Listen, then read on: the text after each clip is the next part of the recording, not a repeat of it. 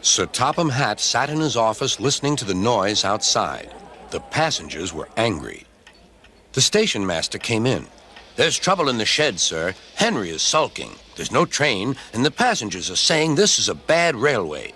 "Indeed," said Sir Topham Hatt, "we cannot allow that." He found Gordon, James, and Henry looking very cross. "Come along, Henry. It's time your train was ready." "Henry's not going," said Gordon. "We won't shunt like little tank engines. That was Thomas's job. We're important tender engines. You fetch our coaches and we will pull them. Tender engines don't shunt."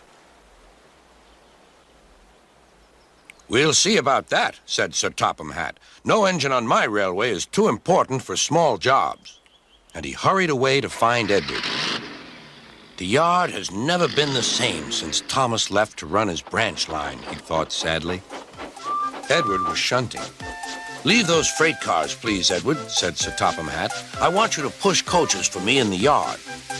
"Thank you, sir. That will be a nice change." "That's a good engine. Off you go, then."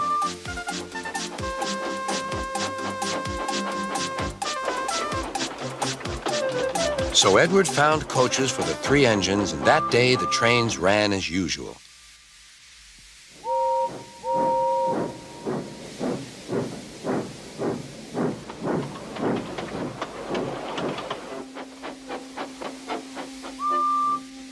But next morning, Edward looked unhappy.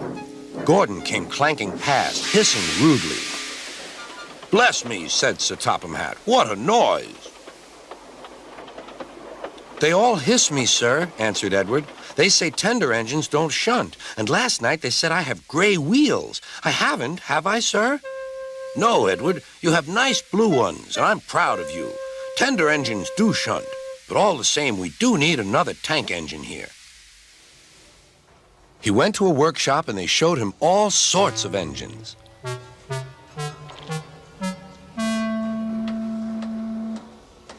At last he saw a smart little green engine with 4 wheels. "That's the one," he thought. "If I choose you, will you work hard?" "Oh, sir. Yes, sir." "That's a good engine. I'll call you Percy." "Yes, sir. Thank you, sir." And Sir Topham Hatt brought Percy back to the yard. "Edward," he called, "here's Percy. Will you show him everything?" Percy soon learned what he had to do, and they had a happy afternoon.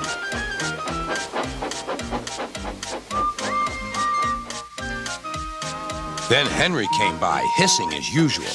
"Wheesh!" went Percy. Henry jumped and ran back to the shed. "How beautifully you wheeshed him," laughed Edward. "I can't wheesh like that." "Oh," said Percy, "that's nothing. You should hear them in the workshop. You have to wheesh loudly to make yourself heard." Next morning, Thomas arrived. "Sir Topham Hatt sent for me. I expect he wants help," he said to Edward. "Shh, shh, here he comes," replied Edward. "Well done, Thomas. You've been quick.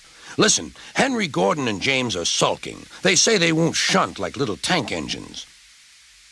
So I have shut them up, and I want you both to run the line for a while." "Little tank engines indeed," snorted Thomas. "We'll show them." "And Percy will help too." "Oh, sir. Yes, sir. Please, sir," answered Percy. Edward and Thomas worked the main line, greeting each other as they passed by. Percy puffed along the branch line. Thomas was anxious about Annie and Clarabelle, but both driver and conductor promised to take care of them.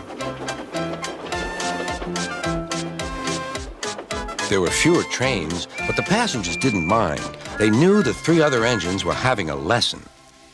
Gordon, James, and Henry were cold, lonely, and miserable.